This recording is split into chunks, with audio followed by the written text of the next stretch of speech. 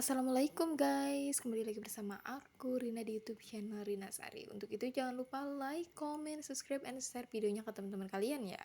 Jadi kali ini aku habis dari bidan, terus lanjut untuk belanja sabun untuk keperluan sehari-hari, karena sabun itu walaupun dibelanjainnya cuma 150.000 atau 130.000 sampai 200-an itu awet ya teman-teman. Jadi kita bisa nyetok kapanpun yang kita mau. Jadi biasanya aku belanja itu sebulan sekali untuk sabun ya, antara habis 200.000 sama 150.000 itu hanya untuk deterjen, sabun mandi, sampo, kemudian pasta gigi dan lainnya juga ya. Cuman kalau untuk aku ke warung beli satuan, beli eceran untuk sabun mungkin aku nggak pernah ya, karena aku selalu nyetok tiap bulan itu sabun semuanya keperluan di rumah, biar nanti aku nggak usah bolak-balik lagi ke warung gitu. Jadi ini adalah belanjaan aku yang bisa aku stok 1 bulan ke depan, tapi yang bulan kemarin pun belum habis teman-teman. Jadi aku kemarin itu beli rinso itu 1 kilo lebih lah ya, itu bisa sampai 2 bulan. Jadi mungkin masih bisa diukur lah ya. Nah ini aku juga beli Rapika. Nah Rapika ini untuk gosok gitunya trika, karena takutnya bajunya bau gitu ya, bau kurang matahari. Karena walaupun aku pakai mesin cuci itu belum, tidak menjamin gitu ya akan wangi gitu, akan hilang gitu baunya. Nah karena kulit aku sekarang sensitif, jadi aku pakai sweet swell, susah banget ngomongnya. Nah ini aku beli ekonomi sabun cuci piring, ini harganya murah banget, di harga 18 ribuan. Kenapa? Karena selain ukurannya gede, ini menurut aku lumayan juga sih kalau misalkan untuk ngirit-ngirit. Nah jadi teman-teman, aku mau cerita ini soal ayah yang memperkosa anaknya sampai hamil dan melahirkan anak dari ayahnya itu 7 kali, tapi yang satunya meninggal. Dan ternyata ini adalah cerita nyata yang diangkat dari sebuah keluarga.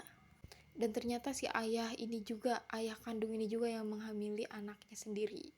Jadi semuanya itu terbongkar pada tahun 2008. Dan kisahnya itu diangkat dan difilmkan di tahun 2021.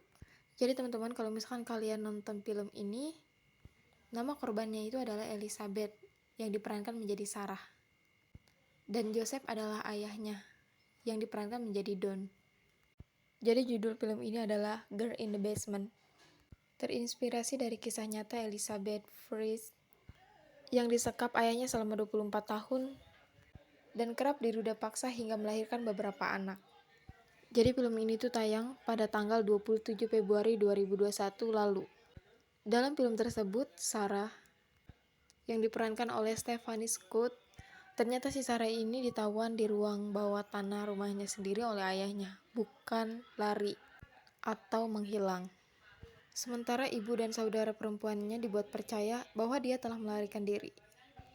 Don diam-diam mengunjungi Sarah untuk menyiksa dan meruda paksa, yang mengakibatkan melahirkan beberapa anak. Lantas bagaimana dengan kisah nyata yang dialami Elizabeth yang kemudian diadaptasi menjadi film Girl in the Basement? Joseph mulai melecehkan Elizabeth pada tahun 1977 ketika dia baru berusia 11 tahun. Pada kisah yang difilmkan, Sarah hanya memiliki anak 3, sementara di film Elizabeth memiliki 7 anak yang meninggal 1. Dari ke-7 anak tersebut, anak pertama dari Elizabeth bernama Christine, dan yang meninggal adalah anak keempat. Jadi jumlah anak Elizabeth tinggal 6. Pada Agustus 1984, Joseph meminta bantuan ke Elizabeth dan berpura-pura membutuhkan bantuan untuk memperbaiki pintu. Pintu itu ternyata menjadi pelengkap terakhir dari kamar yang dibangun Joseph untuk memenjarakan Elizabeth. Setelahnya, Elizabeth tak pernah muncul lagi. Joseph meyakinkan istrinya bahwa putri mereka telah melarikan diri dan bergabung dengan aliran sesat. Jadi selama 24 tahun ditahan di ruang bawah tanah, Joseph menyerang dan melecehkan Elizabeth secara seksual. Bahkan Elizabeth melahirkan 7 anak dari banyak kasus ruda paksa yang dialaminya. Salah satu anak meninggal tak lama setelah lahir. Jadi ruang bawah tanah ini sebenarnya adalah tempat untuk bertahan yang disebut bunker. Aku nggak tahu itu namanya apa, dan kalau misalkan aku salah pengucapannya tolong dibenarkan ya, dan tolong dimaklumi. Jadi 3 anak dibesarkan oleh Joseph dan Rosemary, sementara anak pertama, kedua, dan ketiga dibesarkan oleh Elizabeth di bawah. Jadi bayi-bayi tersebut ditinggalkan di depan pintu oleh putri mereka yang hilang. Itu hanya cerita karangan yang dibuat oleh Don atau Joseph. Kasus ini terungkap setelah Elizabeth diizinkan untuk keluar dari ruang bawah tanah setelah bertahun-tahun karena putri sulung Christine membutuhkan perhatian medis. Pada tanggal 26 April 2008, Joseph akhirnya ditangkap ketika Elizabeth mengungkapkan kebenaran kepada polisi. Setelah berhasil lolos, Elizabeth akhirnya dipertemukan kembali dengan ketiga anak yang lainnya yang dibesarkan oleh Joseph dan Rosemary. Keluarga tersebut menerima dukungan dari pusat psikiatri setempat dan dipindahkan ke rumah 2 lantai dengan keamanan ketat di sebuah desa kecil di Australia. Segera setelah Elizabeth dibebaskan dari ruang bawah tanah, dia terobsesi akan kebersihan sehingga mandi hingga 10 kali sehari. Dan untungnya penduduk setempat peka terhadap cobaan berat keluarga itu dan memberi mereka dukungan yang mungkin kehidupan mereka kembali normal. 3 anak yang dipisahkan dari Elizabeth akhirnya mulai mengenali sebagai ibu mereka dan saudara kandung hingga mengembangkan ikatan yang cukup sehat. Penduduk setempat menggambarkan mereka sebagai orang yang ceria dan sopan.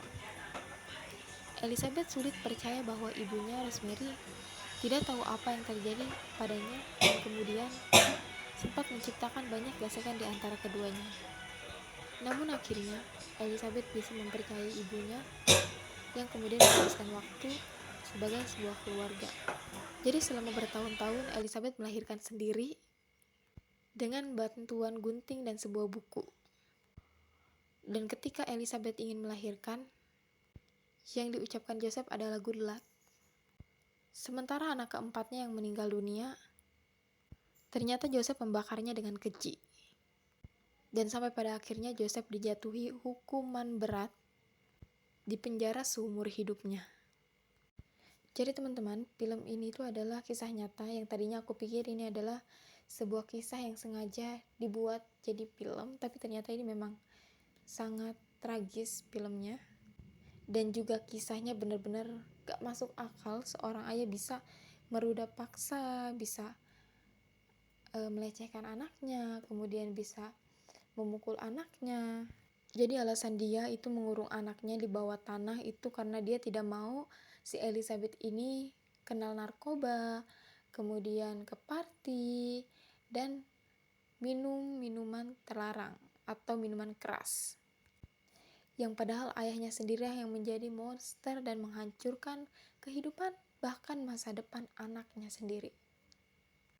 Jadi kalau misalnya kita pikir mungkin ayahnya kena gangguan jiwa, entahlah, kita tidak tahu bagaimana jalan cerita sesungguhnya, tapi ini adalah yang dikutip dan yang tayang di film. Mungkin ini masih ada perubahan ya, jadi banyak yang dirubah atau banyak yang tidak ditampilkan.